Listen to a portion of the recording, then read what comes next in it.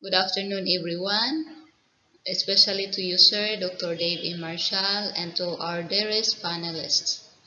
To start, let me introduce myself. I am Lizelle Ganilon Muhilio, a fourth-year library and information science student, together with my co-researcher, Angie Radonis Halandoon.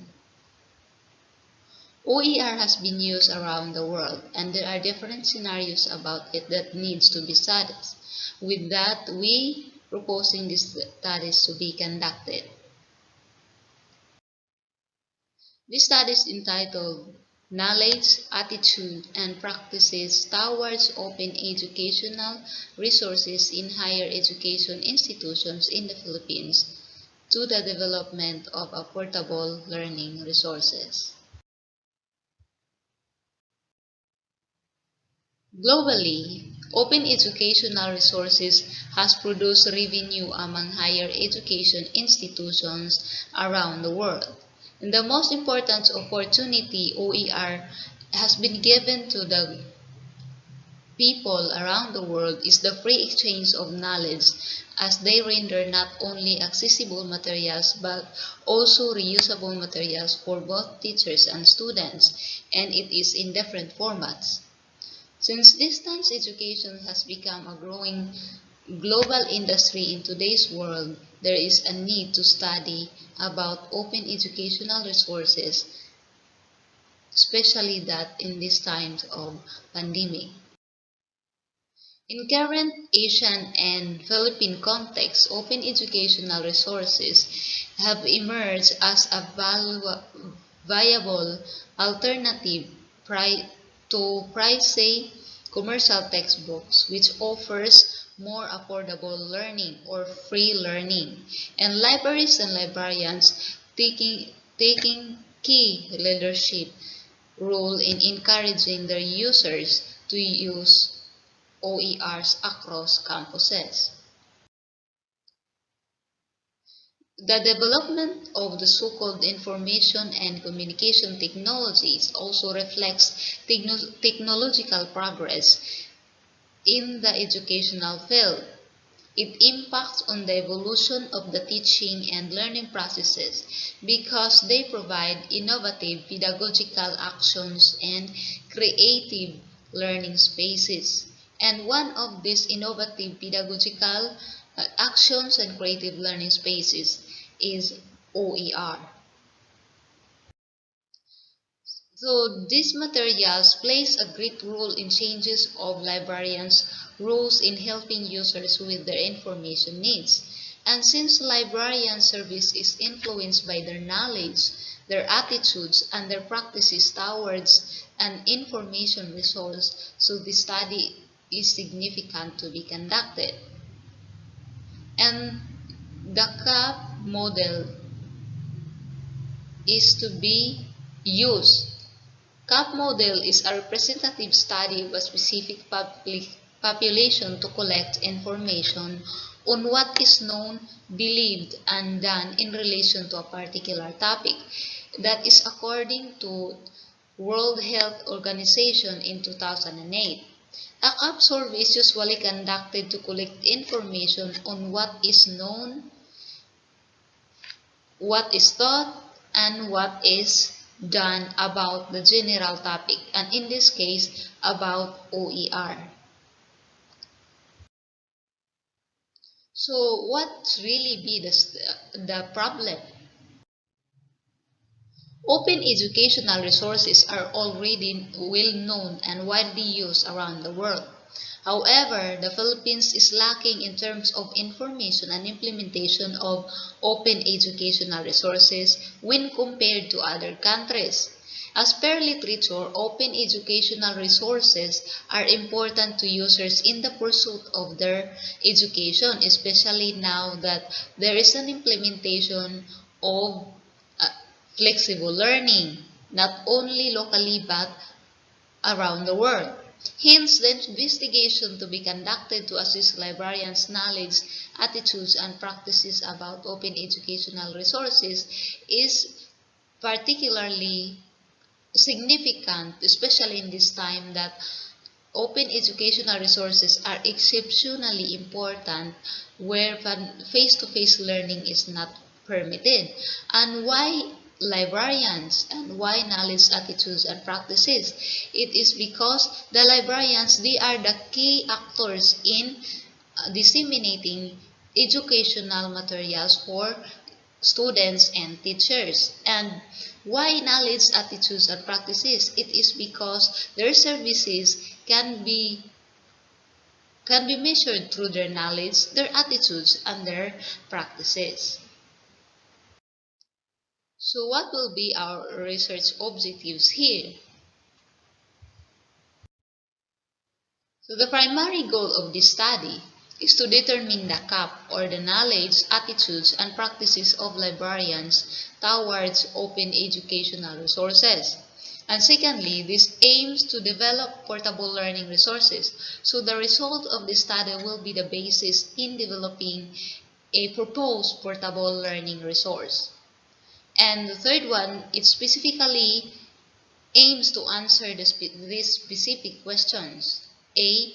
Is there a significant relationship between the school profile and the knowledge, attitudes, and practices of the librarians about open educational resources? And the second one is there a significant difference between librarians' profile and the knowledge, attitudes, and practices of the librarians about and towards open educational resources?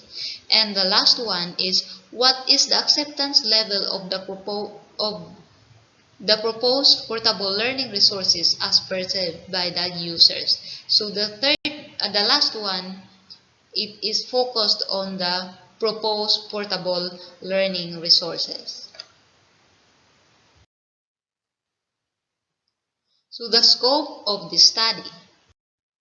This study aims to survey on librarians who manage and oversee the libraries in every higher education institutions in the Philippines. And this higher education institution in the Philippines, those institutions who offered a full 4-year Bachelor of Library and Information Science degree. So excluding those schools only offers master's degree or doctoral degree or postdoctoral degree, or even those offers courses that are not fully 4-year Bachelor of Library and Information Science degree program. And the collection of data is limited to online survey. The significance of this study. There are 4 key actors in the terms of the significance in the studies. There are the higher education institutions, the librarians, the teachers, and the students. The higher education, the results of this study will be utilized or could be utilized in planning and developing strategic approaches to address the rapid demand for information resources among university students, and it will be also utilized for a basis for planning and conducting training among librarians about OER, and it will also be utilized to develop plan and training for librarians and to be more efficient in delivering information to their teachers and students, and also to the teachers and students. Librarians. So this study can serve a guide in the formulation of librarians' concern-based training programs. It helps them to identify the requirements for the librarians' concerns-based training towards OER, and it also helps identify additional responsibilities for information specialists in terms of technological development in dealing with different information resources. And teachers, as part of each EI's community, teachers are also targeted for developmental trainings. Therefore, the studies can be also utilized in making a plan or marketing plan for the teachers.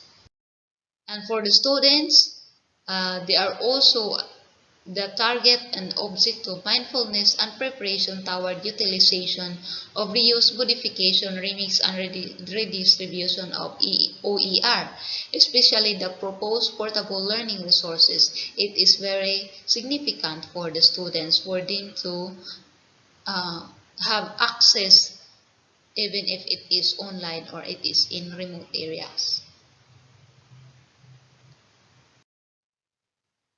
There are special terms that we consider to have our definitions, which is the key areas in the studies. So there are three of them: the knowledge, attitudes, and practices. The knowledge, it is refers to a participant understanding of any given topic, and it is also the ability to receive, retain, and use information that is mixed with experience and skills. Therefore, the knowledge here is the librarian's ability to receive, retain, and use this information and practice this into the library system. Attitude refers to participant feelings about the topic, a propensity to react in a definite way to a certain situation. Therefore, it is their thinking or thought about the OER. And the last one is the practices. It refers to the way that participants demonstrate their knowledge and attitudes. In other words, it means that it is the application of rules and principles and knowledge regarding their actions towards open educational resources.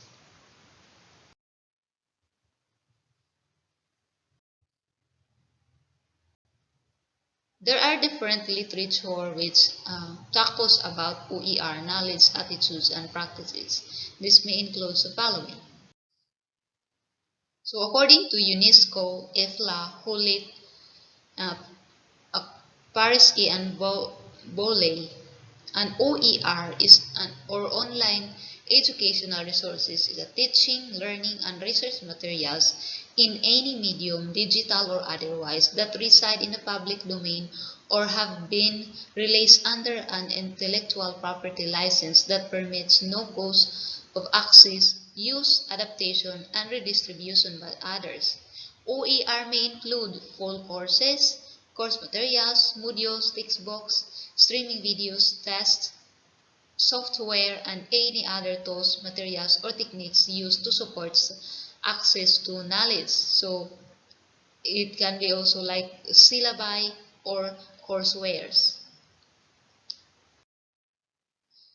OER is advance the open, flexible learning opportunities and expand to the effectiveness and nature of learning assets. This studies was done by the Commonwealth Learning on the Open Educational Resources in 2017. And since OER have the elements and concepts of openness, so we utilize this 4 R's of openness according to Helton, Wiley, Stein, and Johnson in 2010, and Bertie in 2018, and Wisley, Leslie in 2018. So the concept of 4 R's includes the following: the reuse, redistribute, revise, and remix. So what is this reuse, revise, remix, and redistribute? Reuse is the basic level of openness, which means that it allows people to freely use of all part of the unaltered verbatim work. And the revise is the people can adapt, modify, translate, or change the form of the work. It basically refers to adapting and improving the OER to suit better to their needs. And remix, it is the combining of OER with other OERs to produce new materials to create a new resource. And redistribute is the making copies and sharing the original OER or a new version. In terms of librarians' knowledge in open educational resources, according to studies, librarians know about the idea of OER, and they assume different responsibilities about facilitation, accessibility and availability and use of open educational resources. And according to Santos Hermosa in 2014, when it comes to consciousness, librarians has the higher consciousness of about 76.9% than educators. Librarians also, if they had a limited awareness and consciousness of existing OER and absence of strategy rules on the utilization of OER, there is a significant difficulties on confronting in advancing, promoting access and utilization of OER according to Nguyen in 2018. And despite of the idea of the open access publishing, Coursera in 2018 recorded that librarians still less acquainted to open educational resources. When in terms of librarians' attitudes towards OER, librarians are positive about this. However, there are some who are not clear about their views, according to Malbon in 2017. Among the librarians who are interviewed by Malbon said that the wise choice of OER can add valuable digital content to curriculum and to the libraries, to their interactive, current, dynamic, and relevant content. The adaptation of digital learning environments in school is the perfect storm of change, according to Johnson, and the OER can make more attractive option to course needs of teachers than traditional resources such as textbooks. When in terms of practices, the main areas of libraries and librarians' involvement are the descriptions and classification, management, preservation, dissemination, and promotion of OER.